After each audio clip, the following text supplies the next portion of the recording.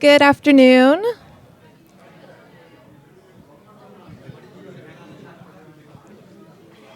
Good afternoon. We're going to get started now.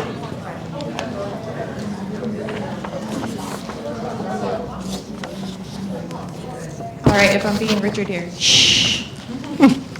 All right. Prettier Richard. So Richard and Keith couldn't be here today, so I have the pleasure of doing the honors. And they sent me a list of things to say. So please turn off anything that's going to vibrate, ring, make other noises, or otherwise distract your neighbors. At the end of the talk, please throw away your trash, because they get really mad when we leave trash in here. Recycle any recyclables that you have. And if you're taking the course associated with the brown bag, sign the sign-up sheet, which is usually over there on the podium. And they didn't give me much of an introduction for our speaker today, but today, Krystina Madej. Sorry. Something like that. Right. Krystina Madej will be speaking to us, and she's from our LMC school.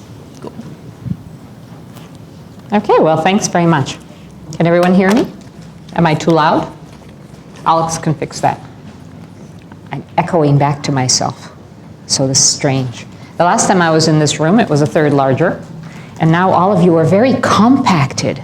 So there's a sea of faces, and I'll have to see whether I recognize anybody in there. Good afternoon. I'm delighted to be here today. There's nothing I enjoy more than getting a new group of students to talk to about things that I really love to talk about. Of course, I love to talk about many things, so this is just one of them. I've spoken here before on imaginative education and on physical engagement in games. I teach experimental games in LMC, and this year I've got the really nice experience of doing an interdisciplinary class between my school and doing narrative and working with the ID lab and having a GR who understands sensor technologies and things like that for my undergraduate students. So I'm really thrilled about that.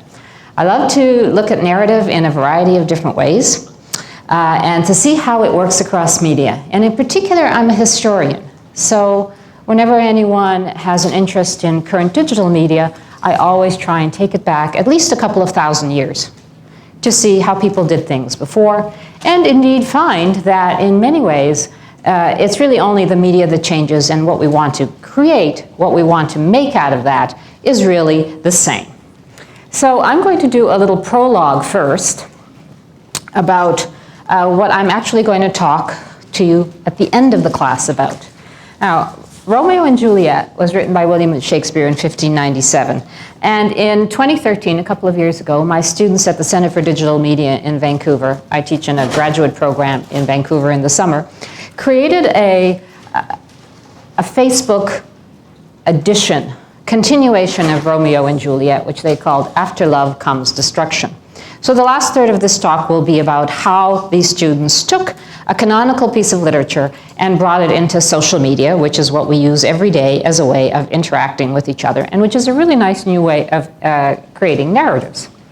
Now, charged with bringing the real story behind the deaths of Romeo and Juliet to life through social media, these students chose to work within a contemporary metaphor based on an organization noted for its revealing facts, and that's WikiLeaks. So they created three main documents to document their extensive information. They created an official city website for the city of Verona, and this links readers to the individual Facebook sites of the main players.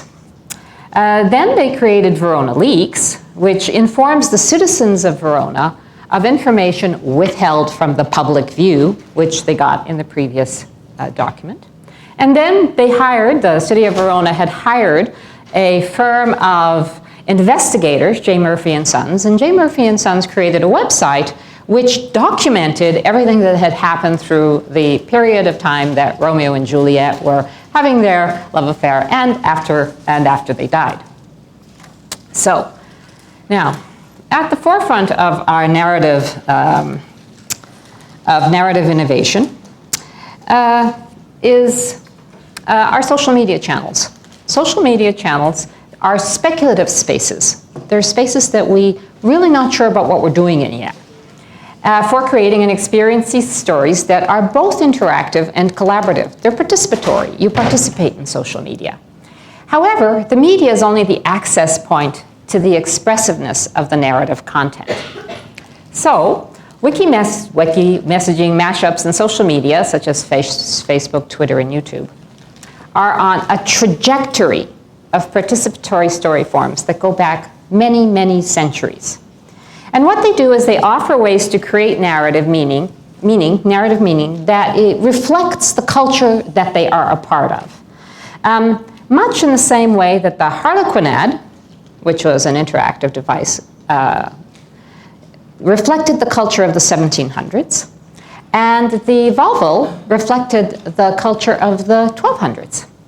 So each era has found material ways to encourage collaboration and authoring narrative through interactive participation. So just a little trajectory here. Volvos go back to 1250.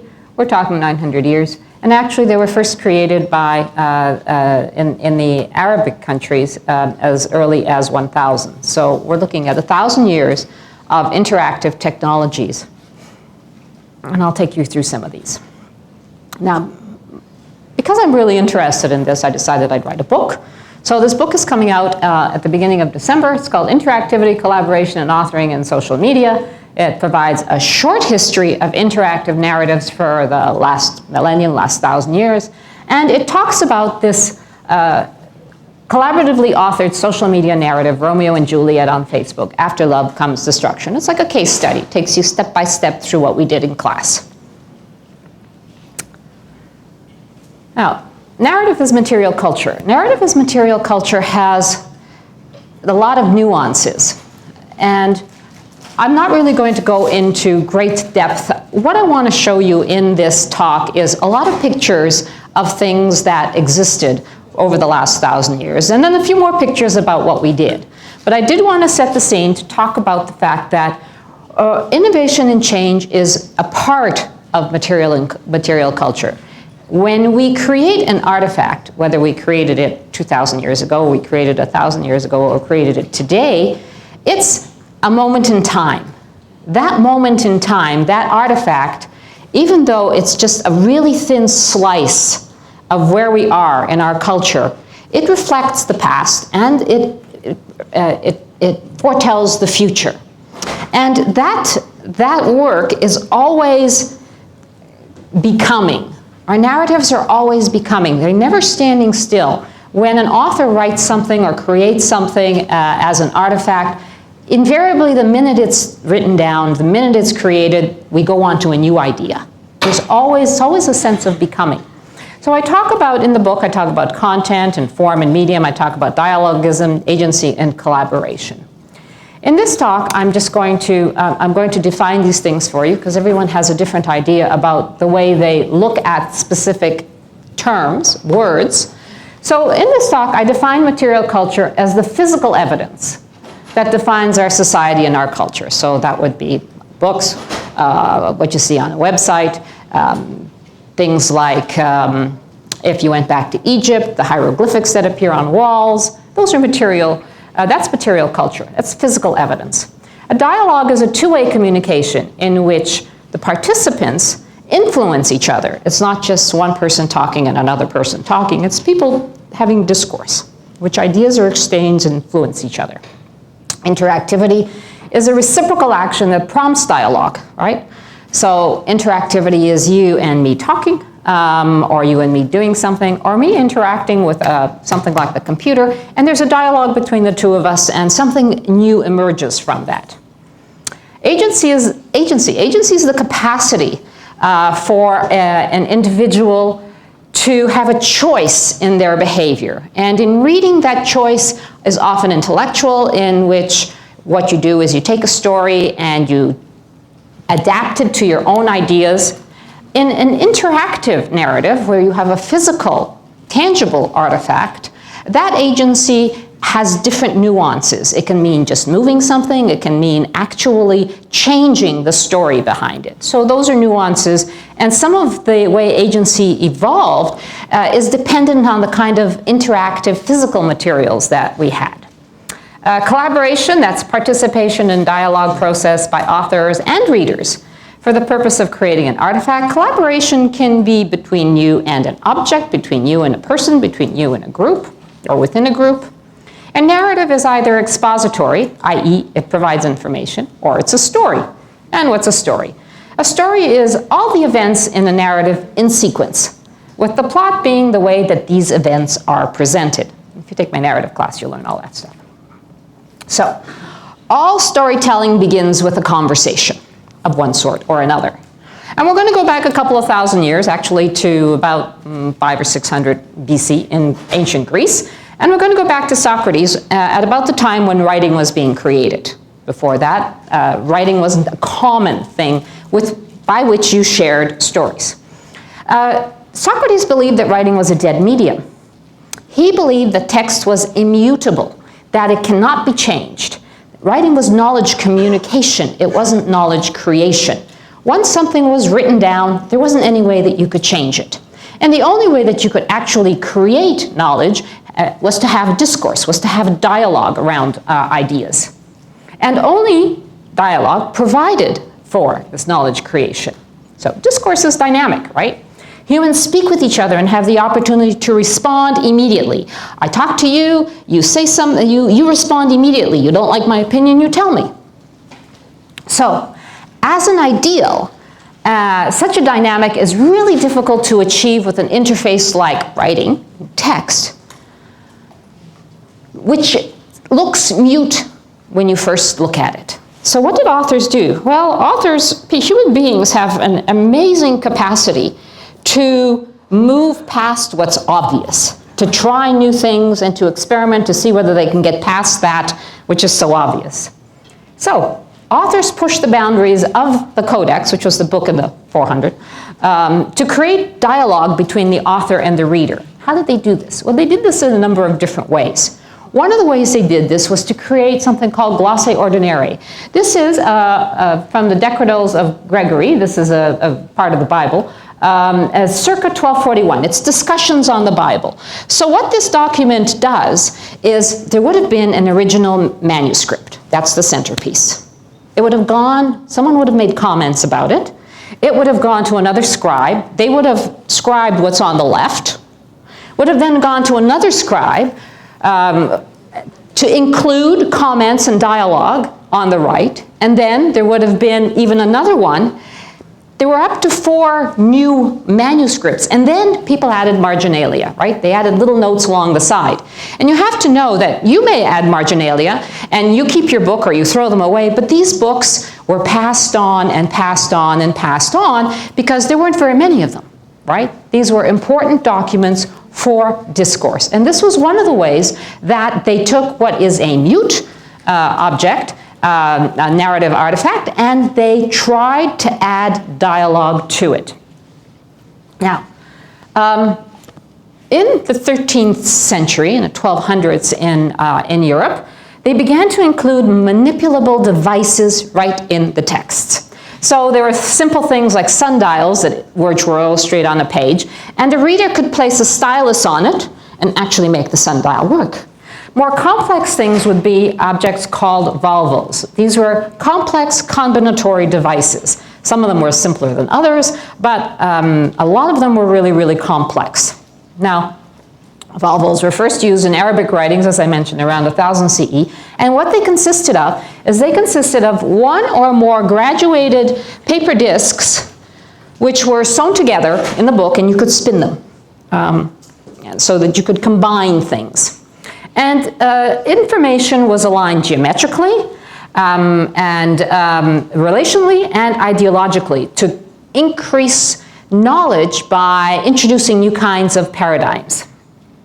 One of the most famous at that time was written by, or created by rather, Raymond Lull. Raymond Lull was, actually I'm just going to mention that the first volvel that was found in European manuscripts was designed by Matthew Paris, a Benedictine monk. It was for determining changing lunar dates at Easter time, and it's in Chronica Majora.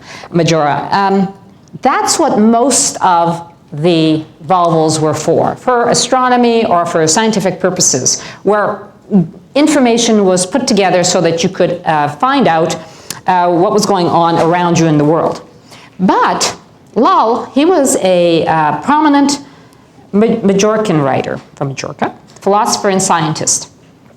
And he was very interested in combining religious and philosophical ideas to create new paths of thinking. So what he did is he wanted these to be constructed as proofs of God. He fashioned a series of these devices by manipulating the discs rather, and combining the words, you could create statements that he believed revealed a higher knowledge. His purpose wasn't to reproduce knowledge or to present it, but to give people the opportunity to create it. And his expectation was that anyone who had access to these manuscripts would interact with the device and collaborate in creating knowledge. And he hoped that it would sway their convictions, of course, in religion towards his way. But and they believed at this point, because they didn't understand or didn't think of logic the way we do, that these were logical proofs. All right.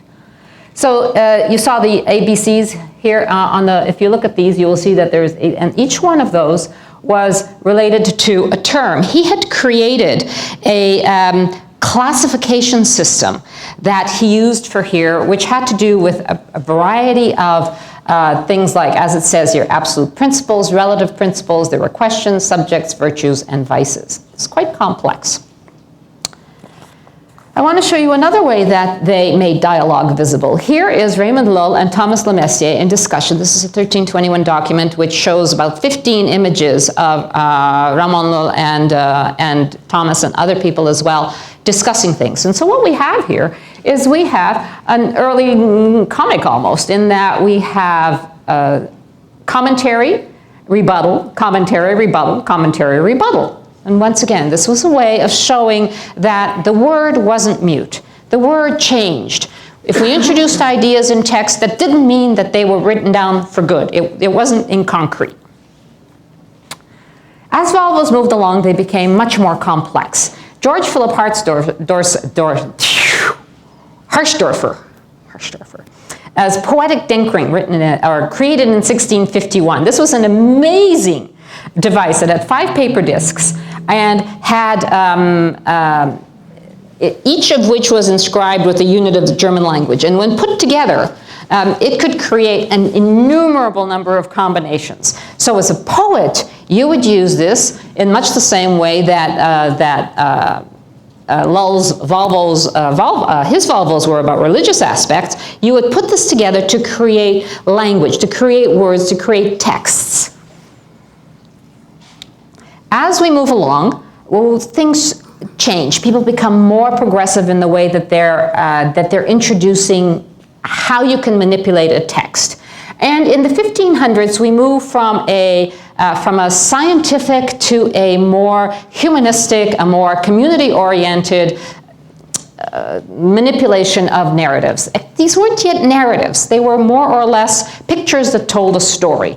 So in 1591, the artist Pietro Bertelli, he was vanguard of socially inspired rather than scientific or mystical interactive images or texts. And he created a couple of really iconic images, one of which was the picture of the courtesan. He had a very good relationship with the courtesans in Venice. And what he showed here is he showed a courtesan's skirt coming up and showed her elegant little pantaloons and these wonderful shoes that they wore, which made them taller. Shoes that you can look up on the internet, and they're wonderful. They're anything from this high to this high to this high. It's almost like, well, like our platform shoes today. You should go back, see, nothing changes.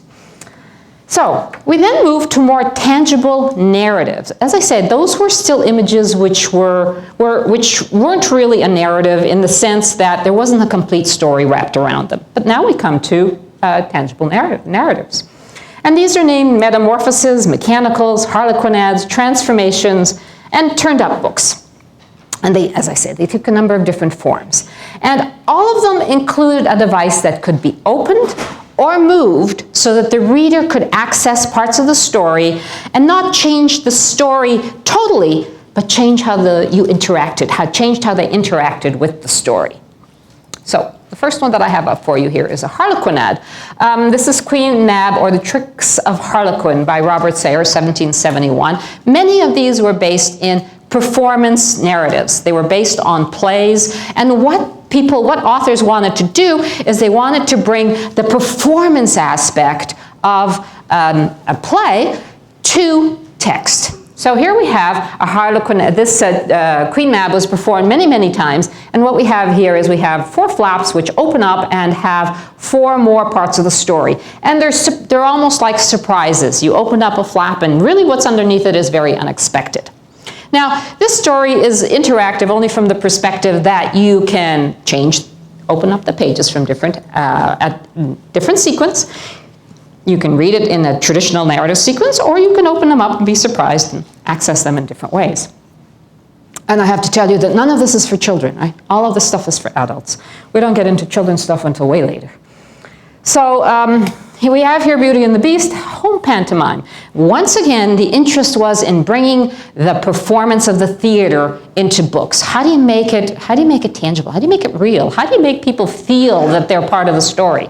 Well, they had these called toy books at the time, which when you opened up were like a proscenium theater. And you changed the pages, and each page did a variety of things. So what that is, that's a gif of what you actually do, right? I mean, it wouldn't move automatically. You would have to move it. There would be a little mechanical device, either when you open the page or a little tab that you would pull. Now, the next step in these kinds of movables was the Royal Punch and Judy, as played before the Queen at Windsor Castle and the Crystal Palace, created by Dean and Sons, mid-1800s. What's interesting about this is that the characters were movable, so that you could actually change the story. I'm sorry, I'll get back here. It's not allowing me to move out of there. So you could actually change the story.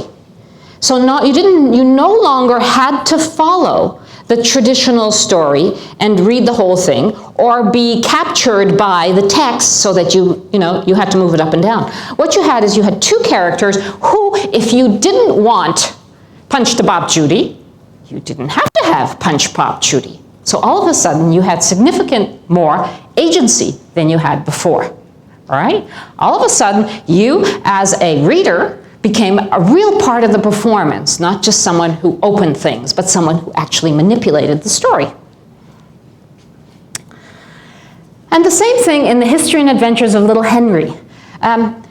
These are paper dolls. We have paper dolls now where you put the clothes on. Well, Henry and Little Fanny stories came with these paper dolls that the clothes were within a scene and you moved the head around. So what you did is you had a scene. You weren't just putting clothes on. You had an environment that you put your character into. The story had a sequence. It talked about Henry and Fanny, who were from good families and fell by the wayside and worked their way up through society to become good citizens again. This is traditional 1860s stuff, And what you could do, though, is like with Punch and Judy, you didn't actually have to follow the story. You could take these things and you could make whatever story you wanted out of them. I imagine that a lot of people actually did follow the story. It was a very traditional thing to do, but it wasn't necessary. So once again, we have a lot more agency than we used to. Unfortunately, World War I stopped production of most movable because they were very expensive, and paper wasn't easily available, so it kind of went bust, and then these didn't appear again until the 1930s as an important genre in publishing. And the one on the left, which is, I think it's Little Red Riding Hood, is an early 1930s, or actually possibly even 1920s version, and the one on the right is, I think that's Winnie-the-Pooh. Winnie-the-Pooh, is that Winnie-the-Pooh? Can you see? I think it's Winnie-the-Pooh. And what it is you have little characters, and you have a story, and you can follow the story all the way through it on the right, but you don't have to. On the left, the figure opens up, it's always the same. You must follow the story. you can't actually change the story. Well, you could if you're imaginative, but most of the time, something that structure doesn't let you. So these are two things two different sides of pop-up type books, one with more agency than the other. Now, these became, people went, and they do now too, went to many lengths to try and make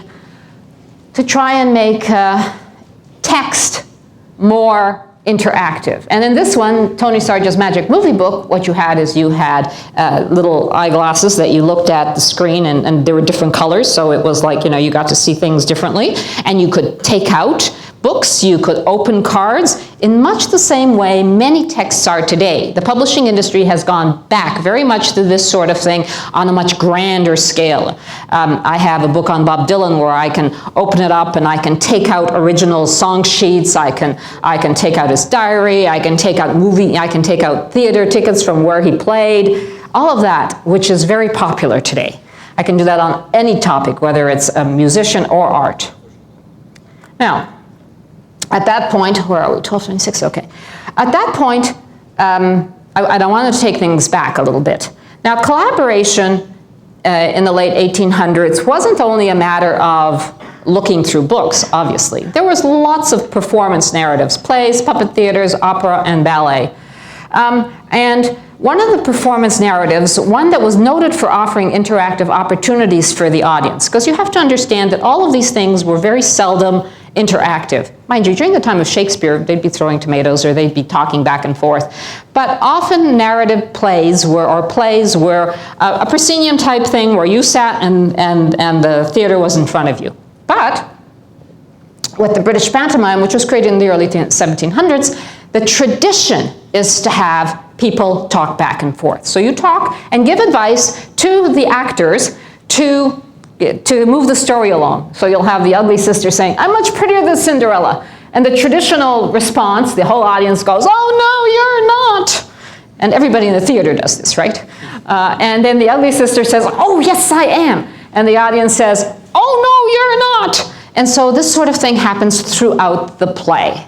So there's this tradition of the audience participating and of the scripts being written to encourage participation. So you'll often have one of the characters saying, "Do you think I should go over and do something to that prince?" "No, yes. Which prince should I choose?" So there would be that. That's very common then. I love pantomimes. You should go and see one if one comes into town. Now, early movies also were very participatory. When early movies were created, people really didn't know what they were, and often they weren't narrative. It was just a bunch of pictures of something. So what you would have is you would have title cards. This is such, this is such, this is such. That would come up. You would have a lecturer in the theater who spoke to you about the movie and told you what it was all about. And you would have musicians, because there was no sound, so you would have a group, you'd have either someone playing piano, or you'd have a group of musicians, sometimes an entire philharmonic orchestra, and you'd have a printed synopsis card. So you'd walk into the theater, and they would give you a card to tell you exactly what that movie was about.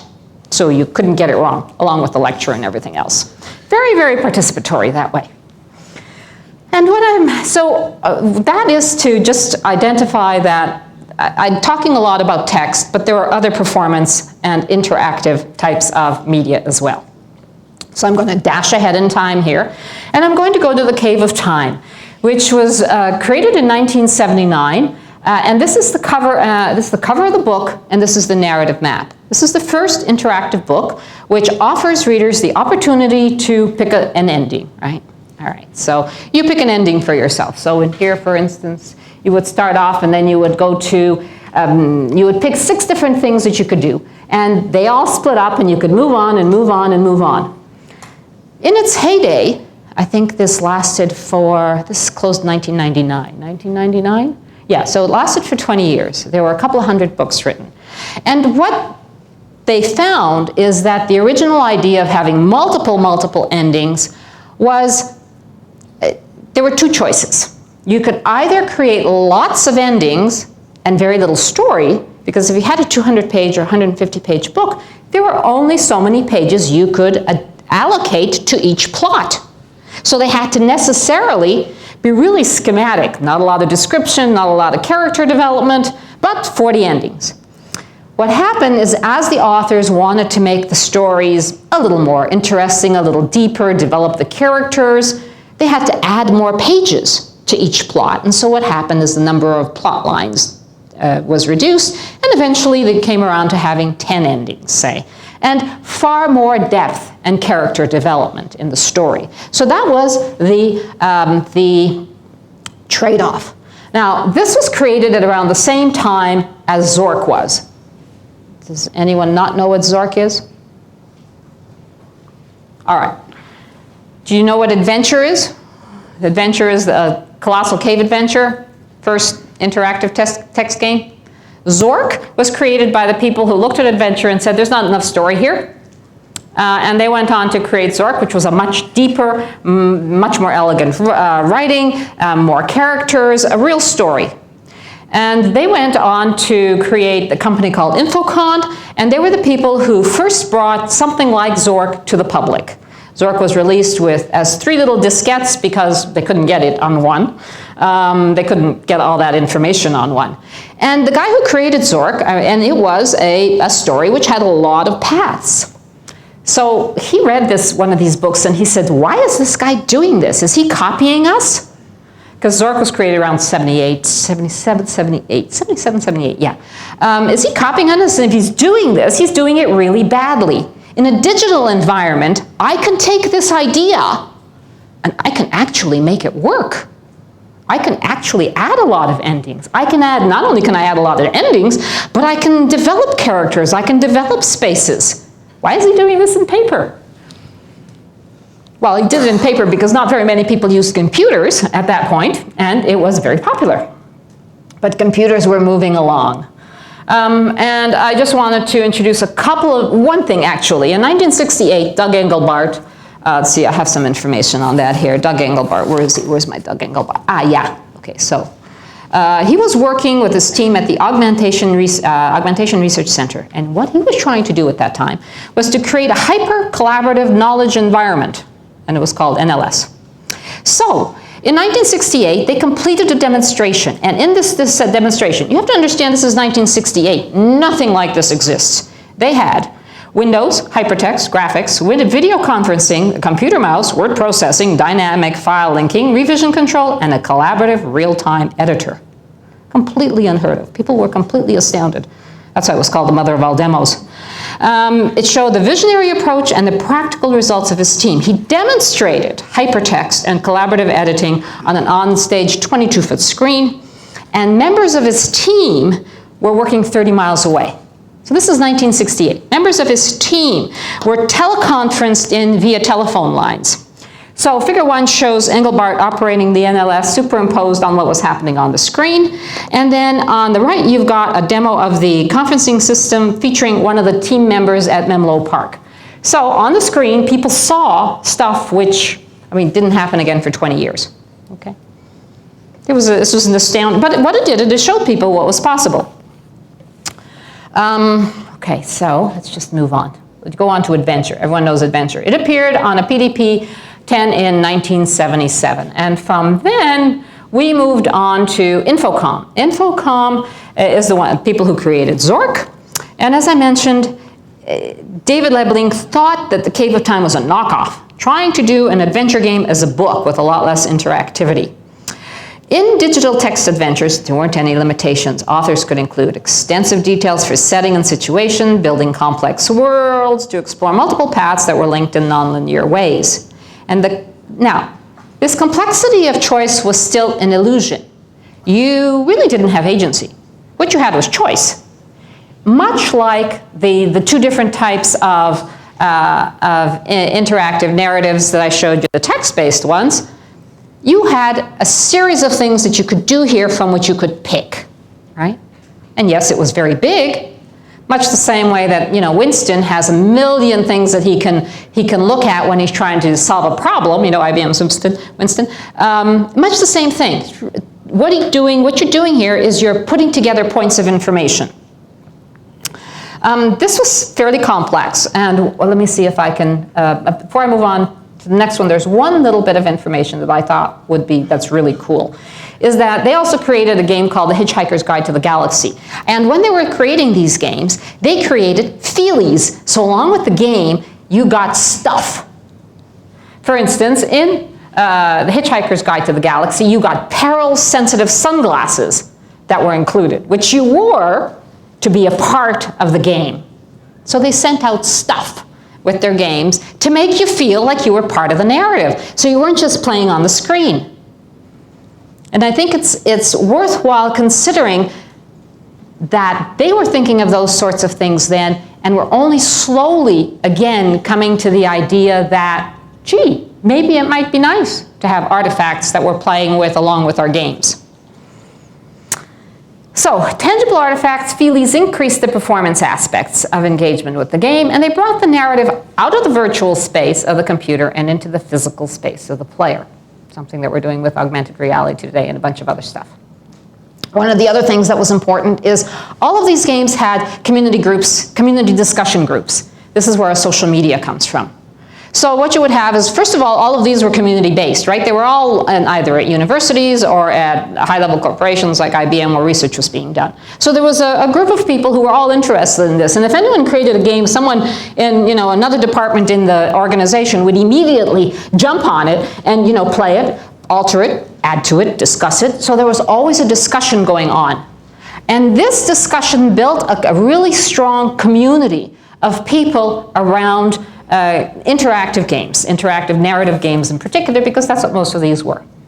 Okay. So the discussion forums that arose around interactive fiction helped establish a paradigm of dialogue as a function of narrative discourse among special interest groups. And this grew into the discussion groups that came up, became common and became very popular once the World Wide Web.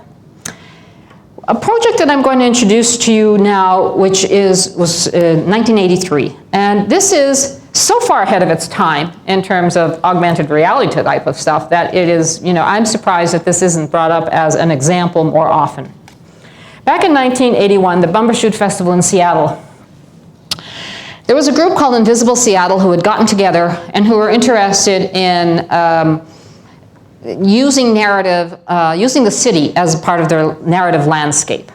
So the collective was called Invisible Seattle, and they introduced their first literary product called the Literary Computer Project. And this was conceived as a public authoring event. It's people using the city, using Seattle, the people and the places as product and the content of the novel, and also as process, the means by which the novel was composed. So they sent out this poster telling people what it was about. Then they hired a whole bunch of literary workers who dressed in hard hat, white coats, and who collected information. They collected all kinds of information. Let's see, what did they collect? They used a lighthearted, constructivist approach in engaging with the public.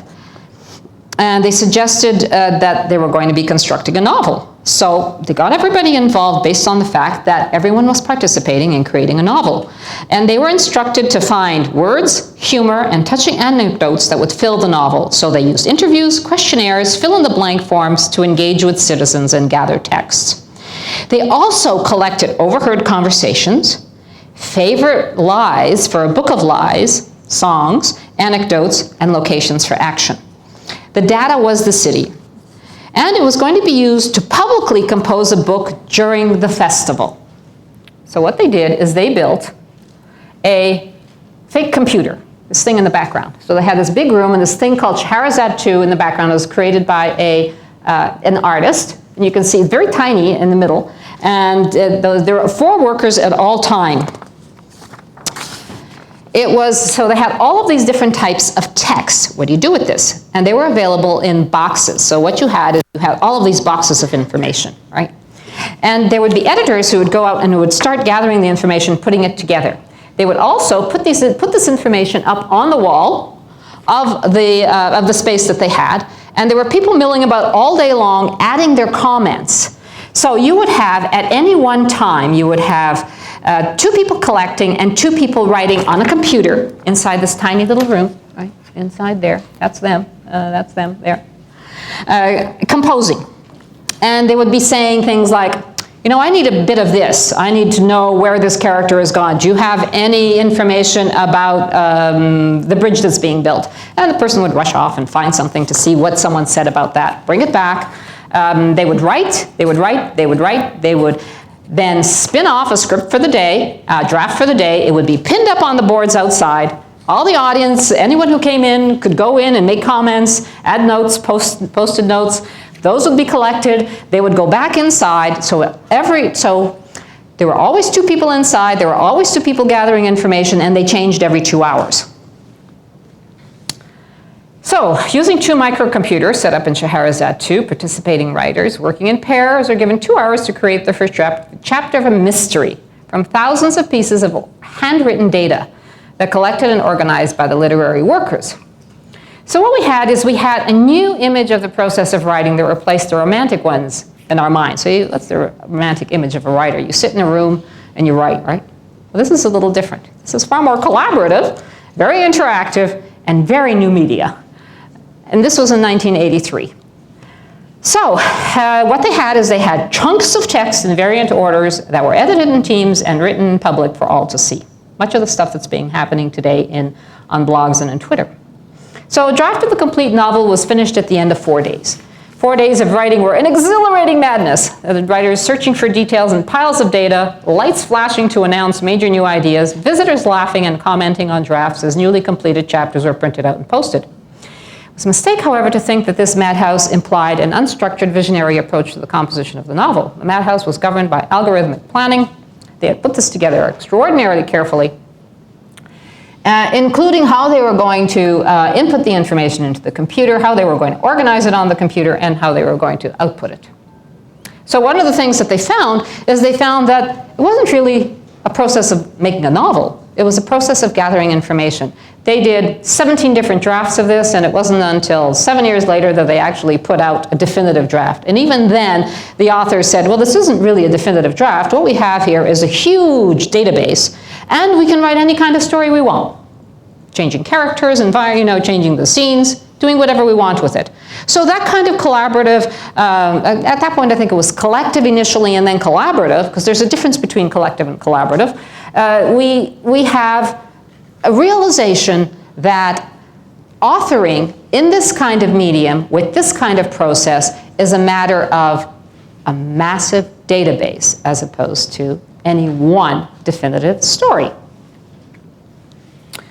Just going to quickly run through the fact that, okay, so we had hypertext created. Our first major hypertext was, or one of them was Victory Garden Sampler. Now this only had 105 spaces and 500 links in comparison to what you guys can access now. That was mid-90s. In 2000, Marjorie Coverley Loserbrink wrote a lengthy CD novel with many, many, many levels. But again, it was, in comparison today, quite static. There were many paths, however, that you could enter into the story. And so, once again, we have a big database. And what she does is she has structured the way you walk into the story. So that in the first picture, you have 3 different characters who you can follow. In the second picture, you can enter the story in from the north, the south, the east, or the west in terms of location at nighttime from a different part of the story. So she gives you different entrance points, which is what anything with a large database will allow you to do. Very clever use of information.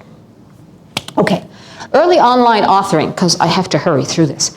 Bulletin boards, forums, message boards, chat rooms, all of these were a way of working our way towards blogs and Twitter. By 1995, the internet had included many literary resources for authors, from bulletin boards to websites, some of which offered information for writing and others who didn't. Noon Quilt, which was created in the late 1990s, consisted of text impressions which were put together through a call. The people at Trace said, could you please give us information about what you see outside your window at 12 noon from around the world?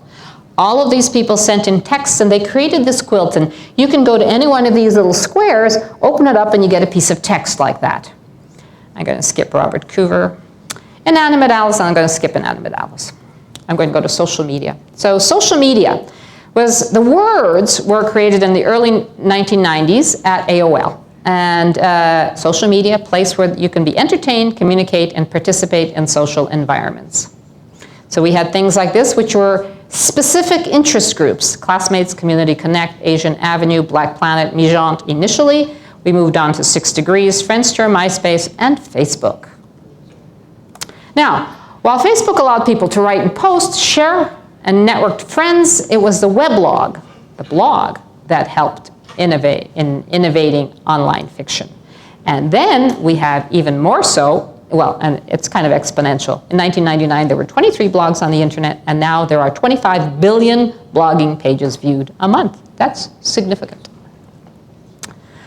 One of the things that's really useful to know is that there were authors who just used this as a way to get information out, and there were authors who actually used the blogs as ways to write stories. And Friday's Big Meeting is one of them. But if blogs were popular, Twitter was even more popular. And what we have is we have the first Twitter book, a magazine, in January 2006, the 6-word memoir. So what you do is you write 6 words. I'm on that. You can go and you can write 6 words that tell your story for the day. And I'm going to go to this one, which I really love. The Royal Opera House in 2009 in London, as part of their contemporary programming arc, experimented using Twitter as a large-scale collaborative venture to explore opera as a living form and make it accessible to everyone. So they tweeted the first line of the opera. One morning, very early, a man and a woman were standing arm in arm in London's Covent Garden. The man turned to the woman and he sang. And what they did is they collected a couple of thousand tweets, and they created an opera which they performed over half an hour during one of their major performance sessions. It's really delightful. You should go to it.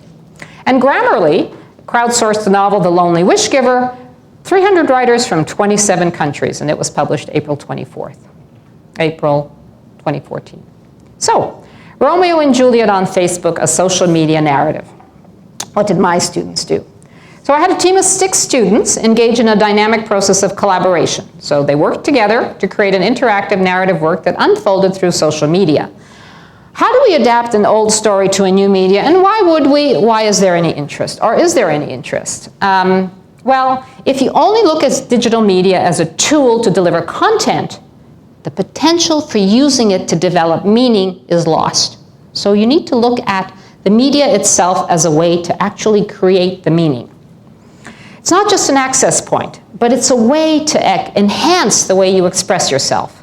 So I had 2 goals with this. I wanted to explore the process of adapting existing narrative works to a social media space, and I wanted to experiment with a small group collaboration and authoring in that space. Because one of the things about Twitter and blogs is that they tend to have huge audiences. Audiences that are not the kind of audiences I'm interested in being a part of. I don't really want to be one of 2,000 people writing the next line. That's collective narrative. That's not really the kind of narrative I think that a lot of people would like to get involved in. I'm much more interested in the small book club approach, where you get involved with the story because you really love it. There are characters who you really like, but you know, gee, maybe wouldn't it be fun to do something with that story? Change it a bit, go on from where it stopped. And that's what I was interested in. But it's wonderful to be, and it's wonderful to be able to create with characters who you know and love and have gotten to appreciate. So I talk about canonical literature like this one. Art doesn't have to be canonical. It can be any good story that you know, Harry Potter. So our first product would be an interactive narrative that was based on a canonical or at least recognized piece of literature. So what did we do? We started off with Facebook as our class site. I wanted them to be in social media. So Facebook was, these are all my students from there. It was used for discussion and collaboration. If they weren't doing stuff face-to-face, they were doing stuff on Facebook. They would post documents for discussion on it. They would also upload documents, photos, and resources to it. But they were always working face-to-face as well as on Facebook. So they would have a class, they would work out a couple of ideas, they would have all of this information on whiteboards, then they adjust it, write it, put it on Facebook, create a document out of it so that they could, so that they could record it, 2, so that everyone in the group had it, because not everyone can always be there. And 3, so that I could see it. Actually, I didn't get to see this until later. So in the process, they found out when they first started it that they were a little lost. They really didn't know what to do.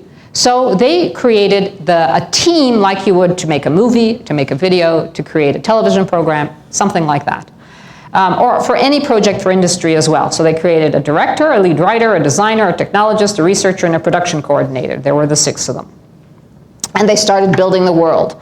So we have, for instance, here, first of all, they picked their characters, right? Each one of them picked a character that they were going to play, and each one of them created a Facebook page for that character. The person who created Friar Lawrence showed a penchant for philosophizing, and he really loved creating different faces to this character. So he had 4 different sites for the friar, some of which were a little darker. So he had a darker one, and then he had a more lascivious one, because the friar was lusting after the nurse in this particular aspect of their story.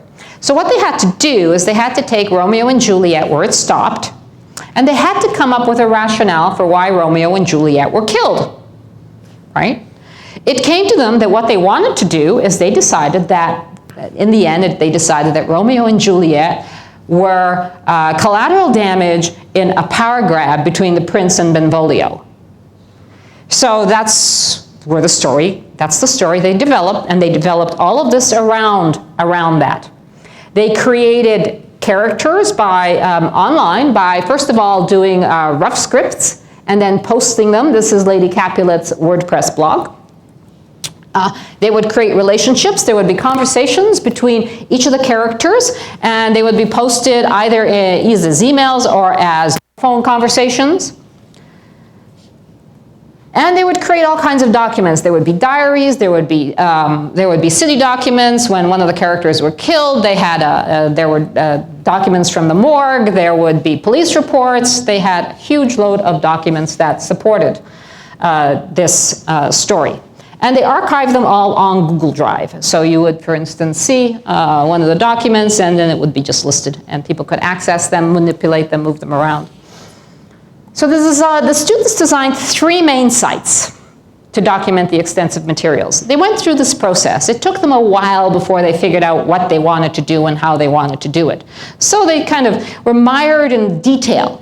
They had created all these documents, but how to get them out to you and me? How to get them out just for themselves? How are they going to do that? So they created these 3 avenues of information. The first one was the city of Verona, which is, I mentioned, so you've seen these before, and I'm repeating them. The city of Verona tells you all of the obvious truths, the propaganda that the city wants you to hear. And then the Verona Leaks, the WordPress blog site, informs the citizens of Verona about all the stuff that's wrong on the Verona site, on the city of Verona site. It goes into the underground. And this is where you get a lot of the documents about how Montague and Capulet were seen talking, and parts of their conversation are heard, and you could go to parts of their conversation. And the last thing is they were trying to figure out how to present it to an audience. To me and the other prof who were collaborating on this, how were they going to present this entire story so that you actually had an entry point? And what they did is they decided to create the old-fashioned, the old-fashioned investigator who would come in, who was asked by the city of Verona to investigate because they were on the spot, but in doing so, he uncovered all the nefarious deeds that the people in Verona were undertaking. And so J. Murphy looks into organizational leaks and the deaths of Romeo and Juliet, and he provides an information crucial to the understanding the events that occurred. And when you go to this site, you can go into depth in a lot of the information that he uncovered, documents that you saw bits and pieces of. So the students completed this, and the title that they gave it was After Love Comes Destruction. So I've done this as well with a couple of other classes and taken more contemporary books. I've used, well, I don't know whether this is contemporary or not, but 80 Days Around the World. We did Dracula, which are from the late 1800s. We did The Great Gatsby. And then we also did a very recent book called Where'd You Go, Bernadette? And Where'd You Go, Bernadette, like Dracula, are written in media. Like Dracula is written as letters, Where'd You Go, Bernadette is written with letters, with notes, with telephone conversations, and with emails. So it's told that way. So they've taken that. Maybe that'll be my next book. And once again, the students got involved at the end of the story. Okay, the story has ended. Where do we go with it now? So they don't have to recreate the characters. What they do is they take the characters, get to know them, and build new stories around them. It's been very successful. Whether this would actually work in the real world, I'm not certain, but I do think that people who are in part of book club type environments in which you get personal with one book, with a set of characters, would be interested in this type of thing. Much the way people did with Dungeons and Dragons. You know, you would get around, you would have a small group of 6 people, you would take the story and you would take it wherever you wanted to. This is a way of doing it in social media, which is really interactive and offers you a lot of different opportunities for creating objects, narrative artifacts, and then sharing them, collaborating on them. I'm done. Thank you. We don't have a lot of time for questions, but I will be here afterwards if anyone has anything they want to ask right off the bat. And if you don't, that's fine too. I don't get offended. Everyone's quiet? Okay, great. You can go now. Thank you very much.